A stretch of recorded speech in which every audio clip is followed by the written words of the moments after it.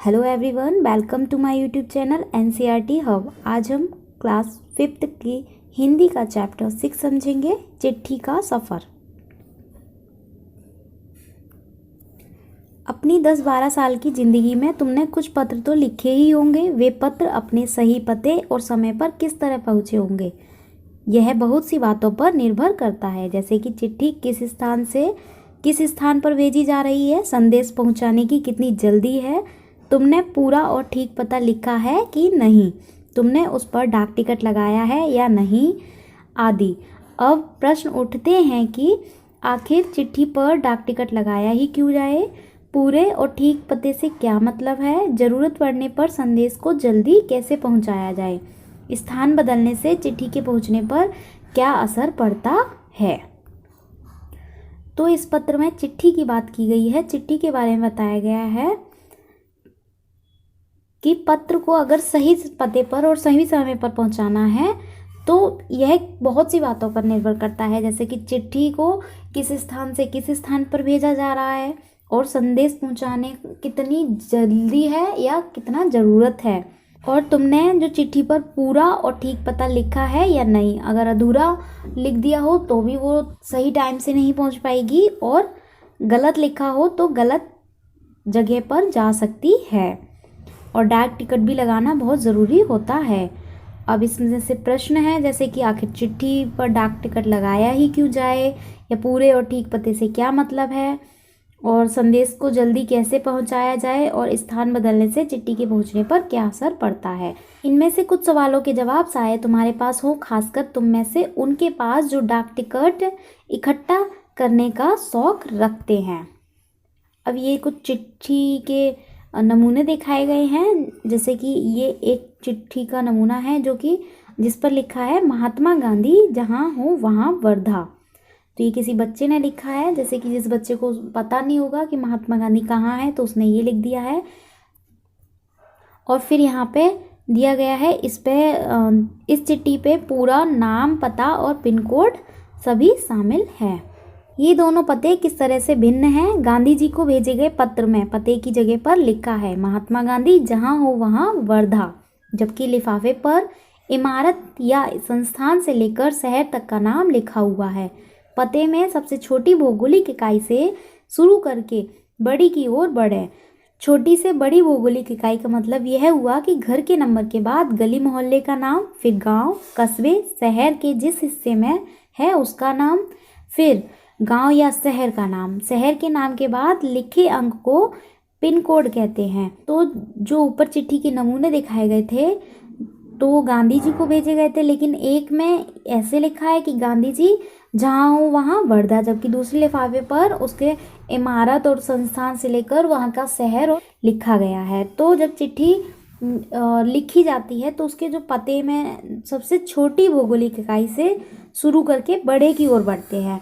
जैसे सबसे छोटी इकाई यानी कि पहले तुम अपना मकान नंबर या हाउस नंबर लिखना होता है, फिर जिस गली में रहते हो वो गांव हो गया, फिर कस्बा हो गया, फिर शहर हो गया, डिस्ट्रिक्ट, और फिर स्टेट हो गया। तो ऐसे ऐसे जो भौगोलिक इकाई यानी कि स्थानीय सीमाएं जो कि बढ़ती रहती हैं, छोटी से बड़ी, फिर बड़ी, फिर बड़ी, ऐसे लिखा जाता है। और फिर उस स्टेट के बाद फिर एक पिन कोड नंबर लिखा जाता है जो कि उस एरिया का होता है। अब पिन कोड नंबर, हर जगह को एक पिन कोड दिया गया है। यह सोचने लायक बात है कि आखिर पिन कोड की ज़रूरत क्या है। हमारे देश में अनेक ऐसे कस्बे, गांव, शहर हैं जिनके नाम एक जैसे हैं।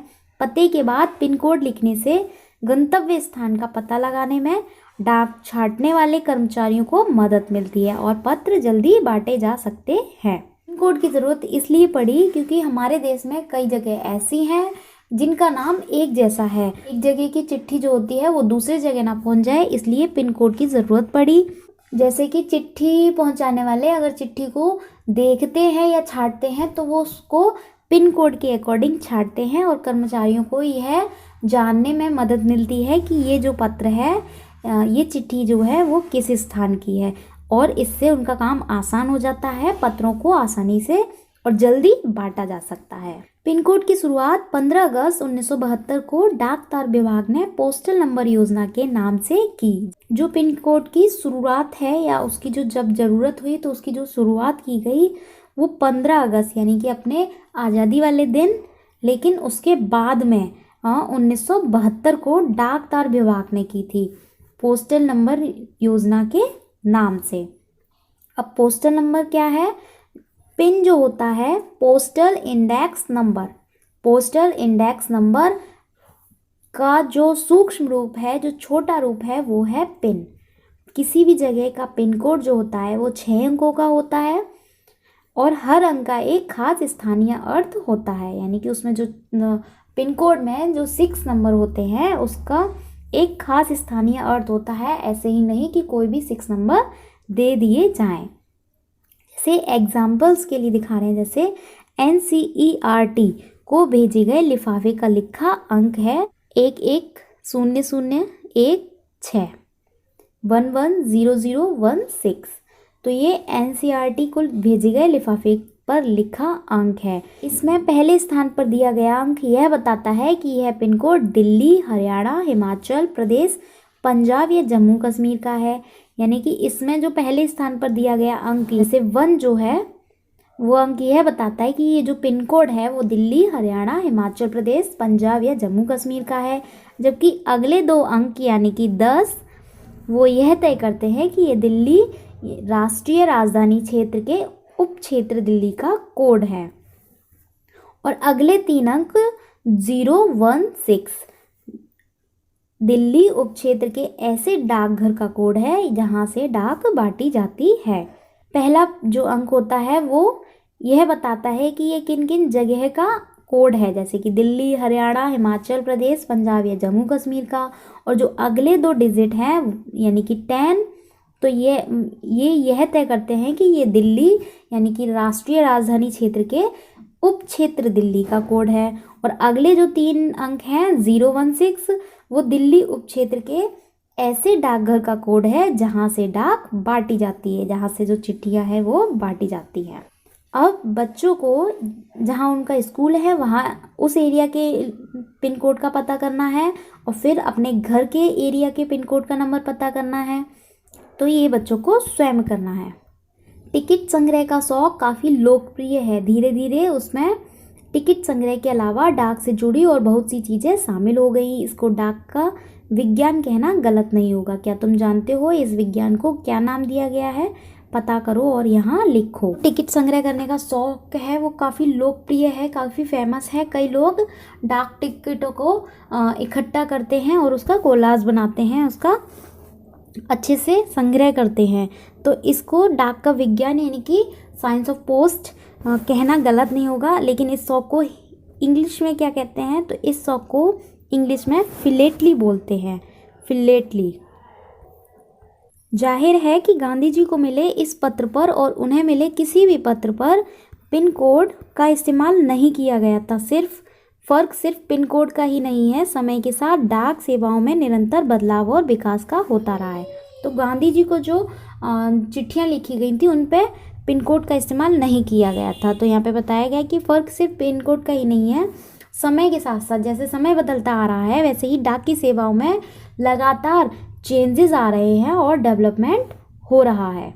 बहुत पुराने समय में कबूतरों के द्वारा संदेश भेजे जाते थे। जब संदेशवाहक कबूतरों की बात हो रही है तो उन इंसानों की बात कैसे ना हो जो ऐसे समय से डाक पहुंचाने का काम करते रहे, जब संचार और परिवहन के साधन बेहद सीमित थे। बात हो रही है उन हरकारों की जो पैदल ही आम आदमी तक चिट्ठी पत्री पहुंचाने का काम करते रहे हैं।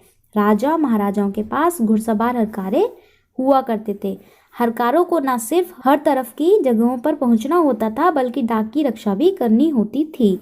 डाकू लुटेरों या जंगली जानवरों की चपेट में आने का डर हमेशा बना रहता था। जब पुराने टाइम्स में मीन्स ऑफ कम्युनिकेशन इतने डेवलपमेंट नहीं थे, उस टाइम की बात कर रहे हैं, तो उस टाइम पर संदेश जो भेजे जाते थे वो कबूतरों के द्वारा भेजे जाते थे। और जब संदेशवाहक कबूतरों की बात हो रही है तो उन इंसानों की भी बात होनी चाहिए जो उस समय पर यानी कि इतने पुराने टाइम पर भी डाक सेवा का या फिर डाक पहुंचाने का काम करते थे। जब कम्युनिकेशन के जो मीन्स हैं वो बहुत लिमिटेड थे, या फिर कह लो एक बार थे ही नहीं। तो बात हो रही है उन हरकारों की। हरकारों मीन्स जो मैसेंजर होते थे, जो एक स्थान से दूसरे स्थान पर आपका जो चिट्ठी या पत्र है या फिर मैसेज है वो पहुंचाने का काम करते थे, उनको हरकारे कहते हैं। तो वो लोग जो होते थे वो पैदल ही एक आम इंसान की तरह चिट्ठी पत्री पहुंचाने का काम करते थे या मैसेज पहुंचाने का काम करते थे। अब जो हरकारे हैं वो जैसे राजा महाराजाओं के पास होते थे घुड़सवार हरकारे, यानी कि जो घोड़े पर बैठ के अब उनका मैसेज पहुंचाते थे। और हरकारों को न सिर्फ हर तरफ की या फिर हर जगह की पहुंचना होता था उन चिट्ठी पत्री को ले जाना, बल्कि डाक यानी कि उन चिट्ठियों की रक्षा भी करनी होती थी, क्योंकि बहुत इंपॉर्टेंट मैसेज होते थे इसलिए। और उनको डाकू लुटेरों या फिर जंगली जानवरों की चपेट में आने का डर हमेशा बना रहता था कि कोई डाकू या लुटेरा उन्हें लूट ना ले, या फिर कोई जंगली जानवर उनको कोई हानि ना पहुंचा दे। आज भी भारतीय डाक सेवा दुर्गम व पहाड़ी इलाकों तक डाक पहुंचाने के लिए हरकारों पर निर्भर करती है। जम्मू कश्मीर के लद्दाख खंड में पदम, जंस्कार जैसे कई जगह हैं जहां हरकारे डाक पहुंचाते हैं। तो जो हरकारे हैं वो आज भी ये काम करते हैं। जैसे कि आज जो मीन्स ऑफ कम्युनिकेशन है वो इतना डेवलपमेंट हो गया है, इतने साधन आ गए हैं, फिर भी जो हरकारों पर कुछ निर्भरता बनी हुई है, क्योंकि कुछ जगह ऐसी हैं, कुछ जो दुर्गम इलाके हैं, दुर्गम एरिया हैं, जहाँ पहुँचना बहुत कठिन होता है उन मीन्स ऑफ कम्युनिकेशन का। जैसे पहाड़ी इलाके हुए, उन पर अगर डाक पहुँचाने के लिए हरकारों पर ही निर्भरता है अभी भी। जैसे जम्मू कश्मीर के लद्दाख का एग्जाम्पल दिया है, खंड में पदम जंस्कार, ये बहुत ऊंचाई पर या फिर बहुत ठंडा स्थान है, तो ऐसी जगहों पर हरकारे जो है वो डाक सेवा पहुंचाते हैं या मैसेज पहुंचाने का काम आज भी कर रहे हैं। आजकल तो संदेश भेजने के नए नए और तेज साधन आसानी से उपलब्ध हो गए हैं। डाक बांटने में हवाई जहाज, पानी के जहाज और न जाने कौन कौन से साधन इस्तेमाल किए जा रहे हैं। डाक विभाग भी पत्र, मनी ऑर्डर के साथ साथ ईमेल, बधाई कार्ड आदि लोगों तक पहुंचा रहा है। आजकल की बात हो रही है, जैसे कि आजकल जो मीन्स ऑफ कम्युनिकेशन है, संदेश भेजने के नए नए जो साधन हैं वो और नए नए हो गए हैं और नए नए आ गए हैं, या फिर उनकी जो स्पीड है पहले से बहुत अधिक बढ़ गई है और साधन जो है आसानी से उपलब्ध है। और जो डाक भेजने का या फिर डाक बांटने का जो काम है वो हवाई जहाज़ों के द्वारा भी कराया जाता है, पानी के जहाज़ों के द्वारा भी कराया जाता है, और बहुत से साधन हैं जिनका इस्तेमाल डाक बांटने में किया जाता है। और डाक विभाग जो है वो चिट्ठी या पत्र के अलावा मनी ऑर्डर तो पहुंचाता ही है, साथ ही साथ आजकल ईमेल है, बधाई कार्ड है आदि भी लोगों तक पहुंचा रहा है। ये सेवा भी जारी है। कबूतरों की उड़ान से लेकर हवाई डाक सेवाओं तक का सफ़र दिलचस्प करने वाला है। और जो ये संदेश भेजने का काम है वो स्टार्ट कबूतरों से हुआ, तो वहाँ से लेकर और ये जो अब के टाइम में एरोप्लेन से भी डाक सेवाएं दी जा रही हैं, तो ये तब से अब तक का सफ़र बहुत ही इंटरेस्टिंग है, दिलचस्प है। यह सोचकर आश्चर्य होता है कि कबूतर जैसा पक्षी संदेश वाहक भी हो सकता है। कबूतर की कई प्रजातियां होती हैं और ये सभी संदेश लाने ले जाने का काम नहीं कर सकती। तो यह भी एक सरप्राइज करने वाली बात है कि कबूतर जो पक्षी होता है वो भी संदेश वाहक भी हो सकता है, वो एक मैसेंजर भी हो सकता है। और कबूतर की कई प्रजातियां होती हैं, लेकिन ये सभी जो प्रजातियां होती हैं वो सभी संदेश लाने और ले जाने का काम नहीं कर सकती हैं। वो कुछ मेन प्रजातियां ही होती हैं, जैसे गिरहबाज या फिर ह्यूमर। सिर्फ वही प्रजातियां हैं जिसे प्रशिक्षित करके डाक संदेश भेजने के काम में लाया जाता है। आखिर कबूतर अपना रास्ता ढूंढ कैसे लेता है? तो जो कबूतर की सारी प्रजातियां होती हैं वो सब ही संदेश लाने ले जाने का कार्य नहीं कर सकती हैं। कुछ एक ही प्रजातियां होती हैं, जैसे गिरहबाज या फिर ह्यूमर ही वह प्रजाति है जिसे ट्रेनिंग देकर यानी कि प्रशिक्षित करके उसको डाक संदेश भेजने का काम में लाया जाता है, फिर वह डाक सेवा कर सकता है। लेकिन सोचने वाली बात यह है कि आखिर कबूतर अपना रास्ता ढूंढ कैसे लेता है? उन प्रवासी पक्षियों के बारे में सोचो और पता करो कि वे कैसे सैकड़ों मील का रास्ता और सही जगह तय कर पाते हैं। पक्षी एक जगह से दूसरी जगह पे या फिर एक देश से दूसरी जगह पर अपना रास्ता जिस प्रकार से ढूंढ लेते हैं, उसी प्रकार कबूतर भी अपना रास्ता ढूंढ लेते हैं, अपना सही जगह को तय कर पाते हैं। उड़ीसा पुलिस खास तौर पर ह्यूमर कबूतरों का इस्तेमाल राज्य के कई दुर्गम इलाकों में संदेश पहुंचाने के लिए कर रही है। तो जो इंडिया का स्टेट है उड़ीसा, उसकी जो पुलिस है वो खास तौर पर स्पेशली ह्यूमर जो प्रजाति होती है कबूतरों की, उन कबूतरों का इस्तेमाल राज्य के कई दुर्गम इलाकों में, यानी कि जहाँ जिस स्थान पर पहुंचना बहुत कठिन हो, उन एरिया में संदेश पहुंचाने के लिए कर रही है। किन कबूतरों का? ह्यूमर प्रजाति के कबूतरों का। कानून व्यवस्था, संकट और अन्य मौक़ों पर संदेश के लिए ये कबूतर बहुत ही उपयोगी साबित हुए हैं। कानून व्यवस्था संकट में या फिर अन्य ऐसे कई मौके होते हैं जिन पर संदेश के लिए ये कबूतर बहुत ही उपयोगी साबित होते हैं और इनकी बहुत ही हेल्प मिलती है। कबूतरों की संदेश सेवा बहुत सस्ती है और उन पर खास खर्च नहीं होता है। इन कबूतरों का जीवन 15 से 20 साल होता है और 8 से 10 साल तक वे बहुत अच्छा काम करते हैं। तो कबूतरों की जो डाक सेवा होती है वो बहुत सस्ती होती है, उन पर कुछ खास यानी कि ज़्यादा खर्च नहीं करना होता है। और इन जो कबूतरों का जीवन काल होता है, इनका जो जीवन 15 से 20 साल तक का होता है और ये 8 से 10 साल तक बहुत अच्छा काम करते हैं डाक सेवा के अंतर्गत।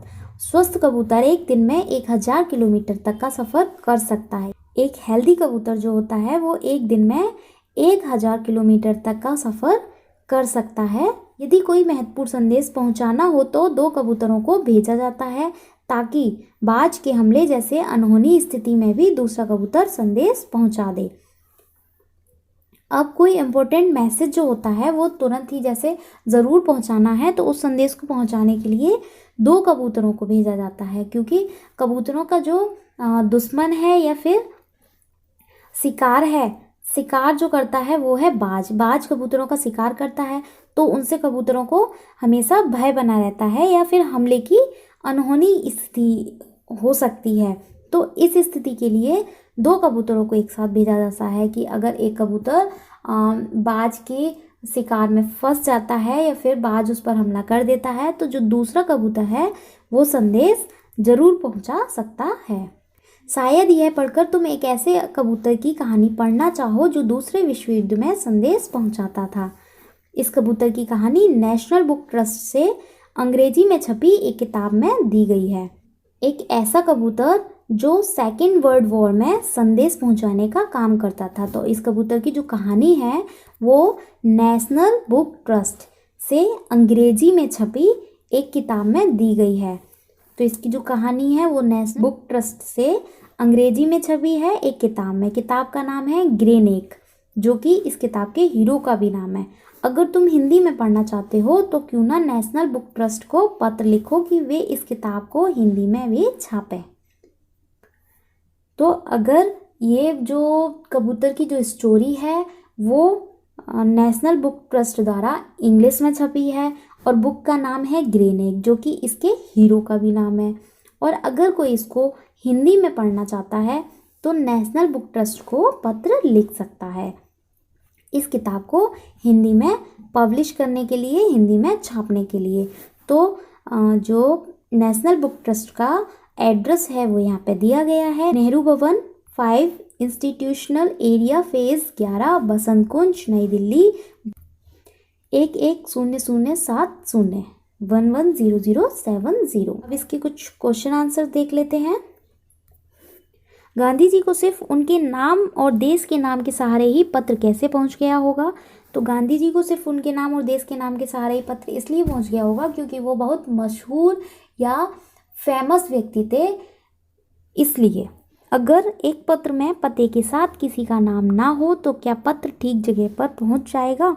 तो नहीं। एक पत्र में पते के साथ अगर किसी का नाम ना हो, यानी कि किसी व्यक्ति का नाम ना हो, तो यह पता नहीं चलेगा कि वह पत्र किसके नाम लिखा गया है या किसका है, इसलिए वो ठीक जगह पर नहीं पहुंच पाएगा। नाम ना होने से क्या समस्याएं आ सकती हैं? तो नाम ना होने से यही समस्या है कि वो जो पत्र है जिसको भेजा जा रहा है उसका नाम नहीं है उस पर, तो उस तक नहीं पहुंच पाएगा। पैदल हरकारों को किस किस तरह की दिक्कतों का सामना करना पड़ता होगा? तो पैदल हरकारों को एक तो दुर्गम स्थानों पर जाना पड़ता था, तो उन्हें एक तो चलने फिरने की दिक्कत, और फिर उस जगह पर खाना पीना मिल रहा है या उनकी ज़रूरतों का जो सामान है वो मिल रहा है या नहीं, ये सारी दिक्कतें तो है ही। लेकिन दुर्गम स्थान पर उनको अपने डाक की भी सुरक्षा करनी पड़ती थी, डाकुओं से या फिर लुटेरों से या फिर जंगली जानवरों से भी उन्हें अपनी जान बचानी पड़ती थी और डाक को सुरक्षित रखना पड़ता था। अगर तुम किसी चिट्ठी को लिख रहे हो तो पते में यह जानकारी किस क्रम में लिखोगे? गली मोहल्ले का नाम, घर का नंबर, राज्य का नाम, खंड का नाम, कस्बे, शहर, गांव का नाम, जनपद का नाम नीचे दी गई जगह में लिखो। अगर हम किसी को चिट्ठी लिख रहे हैं तो हमें किस क्रम में एड्रेस लिखना होगा, तो वो पूछा गया है इसमें। जैसे कि पहले फर्स्ट नंबर पे हम घर का नंबर लिखेंगे, फिर सेकंड नंबर पे गली या मोहल्ले का नंबर, फिर खंड का नंबर, फिर शहर, कस्बे या फिर गांव का नंबर आएगा, जनपद का, और फिर आएगा राज्य का नाम, फिर आएगा पिन कोड। तो अब ये चैप्टर यहीं फिनिश होता है। अगर ये सेशन पसंद आया हो तो इसको लाइक कीजिए। मिलते हैं नेक्स्ट सेशन में। Thank you.